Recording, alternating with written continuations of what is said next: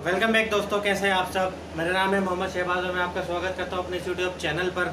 आज हम बहुत ही इंपॉर्टेंट चीज़ें डिस्कस करेंगे। इस वीडियो के अंदर हम जानेंगे कि बुल मार्केट क्या होता है, बेयर मार्केट क्या होता है, रिसेशन का क्या मतलब होता है, डिप्रेशन का क्या मतलब होता है। हम मार्केट को वैल्यू करना सीखेंगे, मार्केट का वैल्यूएशन निकालना सीखेंगे, जिससे हम ये पता कर पाएँ कि ये जो फेज़ है वो फेज़ क्या चल रहा है, और बुल फेज़ चल रहा है या बेयर फेज़ चल रहा है, इन्वेस्टिंग करना इस वक्त कैसा है, पैसा लगाना ठीक है या नहीं है। इन सब चीज़ों के बारे में आज हम जानेंगे। इनको कुछ फाइनेंशियल बेसिक टर्म्स बोला जाता है। जो भी शेयर मार्केट में आने वाला है या फिर शेयर मार्केट में आ चुका है उसको ये टर्म्स जानने की ज़रूरत बहुत पड़ती है, क्योंकि अगर कोई भी फेज़ चल रहा होता है तो उसको यही नहीं पता होता कि ये फेज़ कौन सा चल रहा है, इसमें पैसा ज़्यादा इन्वेस्ट करना है या पैसा ज़्यादा इन्वेस्ट नहीं करना है। इन सब चीज़ों के बारे में आज हम जानेंगे। तो बिना वक्त ज़ाय किए वीडियो को शुरू करते हैं। और वीडियो को शुरू करने से पहले अगर आपने हमारा चैनल अभी तक सब्सक्राइब नहीं किया है तो उसको सब्सक्राइब कर दीजिए और साथ में बेल आइकन हिट कर दीजिए, ताकि कभी भी मेरी वीडियो आएगी तो उसको नोटिफिकेशन आप तक सबसे पहले पहुँच जाए। तो हम वीडियो को शुरू करते हैं।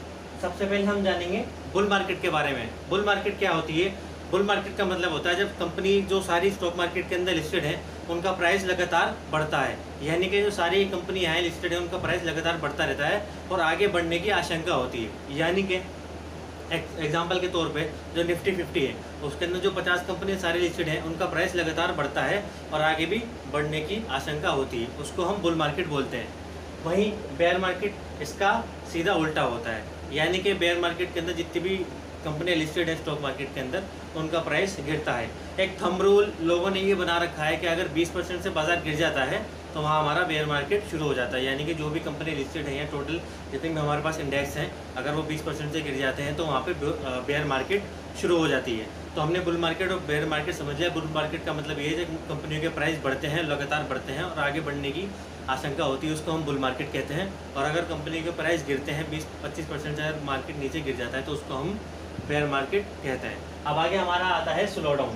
स्लो डाउन का मतलब ये होता है जब एक कंट्री की जीडीपी गिर जाती है तो वो उसको उस कंट्री में स्लो डाउन कहा जाता है। जैसे एग्जांपल के तौर पे हमारा इंडिया है, भारत है, इसकी जीडीपी 5% से ग्रो कर रही है और अगले कुछ क्वार्टर्स में वो गिरकर 2% पर आ जाए, 3% पर आ जाए, 1% पर आ जाए तो उसको हम स्लो डाउन बोलेंगे। मगर एक बात यहाँ पे याद रखिएगा कि स्लो डाउन के अंदर हमारी जो जीडीपी होती है वो पॉजिटिव होती है, वो नेगेटिव में नहीं जाती है। यानी कि पहले 5% से ग्रो कर रही थी, अब वो 2% से ग्रो कर रही है। पहले के मुकाबले में कम है मगर नेगेटिव नहीं है, अब भी पॉजिटिव हमारी जो जीडीपी है वो ग्रो कर रही है। तो स्लो डाउन का मतलब ये होता है पहले से कम जो है प्रोडक्शन हमारे देश में होना, सर्विसेज का प्रोड्यूस होना, उसको हम स्लो डाउन कहा जाता है। स्लो डाउन के अंदर जो कंट्री का जो भी प्रोडक्शन सब जगह हो रहा होता है उसकी जो वैल्यू है वो कम हो जाती है। अब हम बात करते हैं रिसेशन के बारे में। रिसेशन में क्या होता है, हमारी जो जीडीपी होती है वो माइनस में आ जाती है। जैसे ये एक थंब रूल लोगों ने बना रखा है कि अगर 2 क्वार्टर तक लगातार हमारी जीडीपी माइनस में आ जाए तो वहाँ पे हम रिसेशन का इस्तेमाल करते हैं। रिसेशन में लोगों की नौकरियाँ जाने लगती हैं, अनएम्प्लॉयमेंट का जो लेवल होता है वो बहुत ही बढ़ जाता है, लोगों के पास पैसे नहीं होते हैं, लोगों की जॉब जाने लगती हैं तो लोग पैसा इन्वेस्ट भी नहीं कर पाते हैं। कंट्री की जो जीडीपी होती है वो तो ऑलरेडी माइनस में होती है, प्रोडक्शन नहीं हो पाता, लोगों की नौकरियाँ भी जाती हैं। तो इस वजह से क्या होता है, मार्केट में थोड़ा सा इम्पैक्ट पड़ता है स्टॉक मार्केट के ऊपर, क्योंकि at the end of the day stock market जो है वो फंडामेंटल्स को फॉलो करता है, किसी भी कंट्री की इकोनॉमी की जो हालत होती है उसी को फॉलो करता है। तो रिसेशन में लोगों की नौकरियां जाने लगती हैं, लोगों के पास ज़्यादा पैसे नहीं होते, कंट्री में जो है बुरा वक्त चल रहा होता है, तो रिसेशन में ये सारी चीज़ें किसी भी कंट्री के साथ पेश आती हैं। रिसेशन इंडिया में जो हुआ था वो 1973 में हुआ था, 1980 में भी हुआ था, और जो स्लो डाउन है वो तो चल ही रहा है। तो ये जो है 1980 में 1973 में जो है स्लो डाउन इंडिया में आ चुका है। इंडिया की जो जीडीपी थी वो नेगेटिव हो चुकी है, तो इसमें ज़्यादातर अनएम्प्लॉयमेंट बढ़ जाता है, लोगों के पास नौकरी भी नहीं रहती और ज़्यादा पैसा नहीं होता तो लोग पैसा इन्वेस्ट नहीं कर पाते हैं। और चौथा हमारा जो लास्ट बचता है वो बचता है हमारे पास डिप्रेशन। डिप्रेशन का मतलब ये होता है जब रिसेशन 3 साल तक या काफ़ी लंबे समय तक बना रहता है तो वो फिर डिप्रेशन बन जाता है।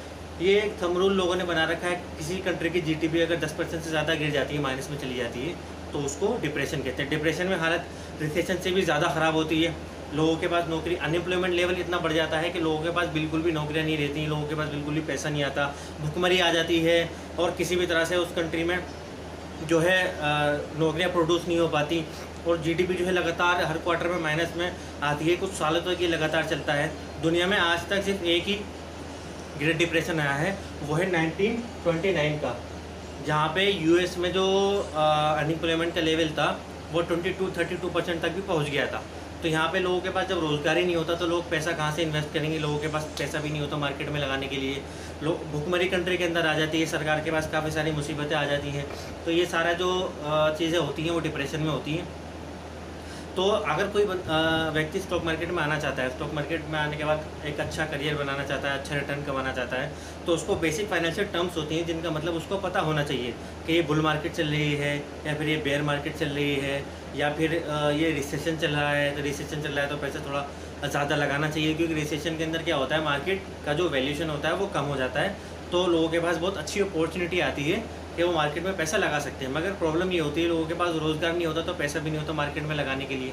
तो रिसेशन या फिर डिप्रेशन जो है अच्छा मौका आता है स्टॉक मार्केट में पैसा लगाने के लिए। वहीं पर अगर बुलन चल रहा है तो वहाँ पर क्या ख़तरा रहता है कि मार्केट अपने पीक पर पहुँच जाता है, तो वहाँ पर थोड़ा सा लोगों को इन्वेस्ट कम करना चाहिए।